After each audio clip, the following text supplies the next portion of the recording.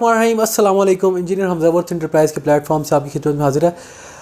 आज ये एक बड़ा ही हॉट टॉपिक है आजकल हमारी मार्केट के हवाले से भी, उसके ऊपर डिस्कस करने जा रहे हैं। वो है जी कि आजकल प्रॉपर्टी के अंदर जो नित नए फ्रॉड के तरीके ईजाद कर लिए गए हैं कि ये एक बड़ा ही साफ़ सुथरा सा काम भी हो सकता है, लेकिन लोगों ने इसको फ्रॉड के लिए इस्तेमाल करना शुरू कर दिया, जिसकी वजह से बड़े प्रॉब्लम्स फेस करने पड़े हैं। और आप लोगों को भी इसकी अवेयरनेस देने जा रहा हूँ कुछ हद तक कि आप लोगों ने भी इसके फ्रॉड से कैसे बचना है मैक्सिमम, क्योंकि बाद में आप लोग ये ऐसे इश्यूज़ बन रहे हैं कि आप लोग बहुत सारे लोग जो हमारे क्लाइंट्स हैं वो इस टाइम सफ़र भी कर रहे हैं। इवन के एक दो केसेस रिसेंटली हमारे साथ भी हो चुके हैं, तो मैं आपको कुछ बताने जा रहा हूँ कि ये कैसे लोग कर रहे हैं इस टाइम।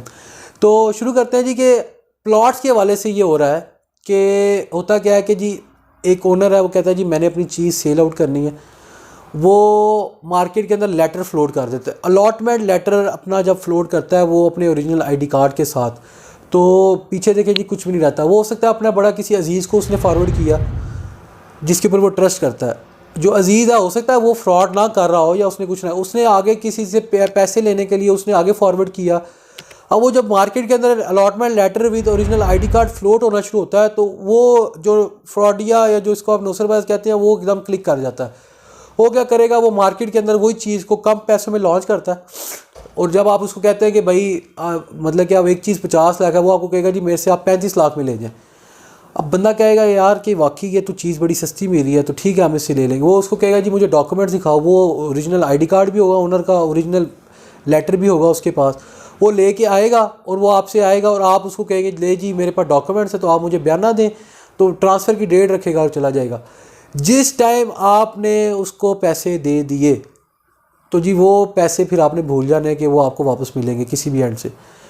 मोस्टली केसेस इस तरह के आ रहे हैं कि लोग पैसे बयाना उठा रहे हैं किसी के प्लॉट के ऊपर, किसी चीज़ के ऊपर बयाना उठाते हैं, पैसे लेते हैं और वो मार्केट से गायब हो जाते हैं। ओनर के इल्म में ही नहीं है कि भी मेरा प्लॉट सेल आउट हो चुका है, ठीक है ना। फिर वो नए एंगल से लिटिगेशन शुरू हो जाते हैं। जो डीलर मार्केट के अंदर परचेज़ करता है या जो क्लाइंट परचेज़ करता है वो फिर स्टे की तरफ चला जाता है। वो फिर नई कानूनी जो चारागोइयाँ पेश वो शुरू हो जाती हैं। अगर जो मार्केट से चीज़ परचेज़ करने के लिए आ रहे होते हैं तो वो तो मतलब कि सोच लें कि कैसे कैसे हो सकता है।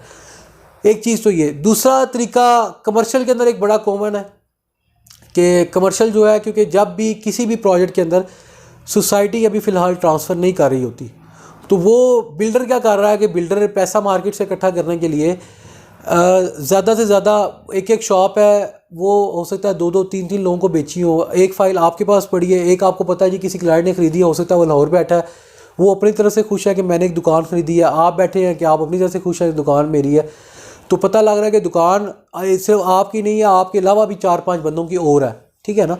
जो कि आपको तब पता लगेगा कि जिस टाइम आप पेमेंट क्लियर कर देंगे, आप कब्ज़ा लेने के लिए आते हैं, तो आपको पता होता है कि भाई दुकान तो है ही नहीं। तो बिल्डर जो अच्छी वर्थ वाले बिल्डर नहीं है, मैं इसके अंदर भी मैं आपको कंपैरिजन बता रहा हूँ। कुछ बहुत अच्छे अच्छे ग्रुप हैं जो कि डिलीवर कर रहे हैं इस टाइम तो वो डिलीवर करते हैं। लेकिन जो बिल्डर की जो क्रेडिबिलिटी है वो अगर आप चेक नहीं कर रहे, आप मामलात नहीं कर रहे, तो इस टाइम हो, क्योंकि इसकी वजह क्या बनी है, इसकी इस टाइम जो ज़्यादा एकदम केसेस सामने आना शुरू हुए हैं उसकी वजह ये बनी है कि इन्फ्लेशन बंद कर दिया था 1 मिनट बहस की। इसका जो एकदम जो वजह ज़्यादा चल रही है वो एक ह्यूज इन्फ्लेशन चल रही है कि बिल्डर जिसने अपनी कोई दुकान जो है वो 40,000 45,000 या 50,000 रुपये स्क्वायर फुट के ऊपर बेची थी, वो स्टील ही इस टाइम मल्टीप्लाई बाय 3 हो चुका है। सीमेंट की इतनी ज़्यादा कॉस्ट बढ़ चुकी है, तो वो बिल्डर बेचारा डिलीवरी नहीं कर सक रहा।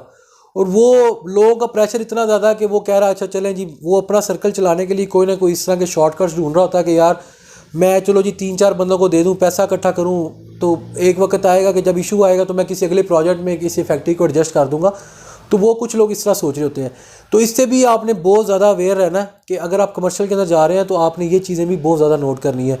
और बराए मेहरबानी अलॉटीज़ हज़रात से गुजारिश है कि अगर आप अपनी चीज़ सेल आउट करना चाह रहे हैं तो अपने डॉक्यूमेंट जो है वो किसी एक बंदे को सिर्फ मार्केट के अंदर दें, ताकि अगर उसके ऊपर कोई प्रॉब्लम आता है, कोई इशू आता है, तो वो बंदा ज़िम्मेदार हो उसको, और उसको बताएं। आप जिस डीलर को थ्रू, जिस बंदे के थ्रू दे रहे हैं, आप उसको बताएं कि भाई अगर इसके ऊपर कोई गलत काम होता है तो सरासर आप ज़िम्मेदार है, क्योंकि मैं किसी और को ये वाला लेटर फॉरवर्ड नहीं करूँगा। और ख़ास तौर पे अपना आईडी कार्ड। और कोशिश करें कि आप ये चीज़ किसी को फॉरवर्ड इस तरह करें ना, कॉपी अगर लेते हैं उसके ऊपर कॉपी व्हाट्सएप करते हैं उसके ऊपर काट के लिखें कि यार फॉर ओनली फॉर चेक या ओनली फॉर वेरिफिकेशन, इस तरह की कोई चीज़ लिख के मार्केट में फ्लोट करें ताकि आपके ऊपर कल इस तरह का कोई इशू क्रिएट ना हो। तो मज़ीद जो इस तरह की इन्फॉर्मेटिव वीडियोज़ है वो इंशाल्लाह हम आप लोगों के साथ शेयर करते रहेंगे। हमारे जो रब्ता नंबर है वो स्क्रीन के ऊपर चल रहे हैं। शुक्रिया।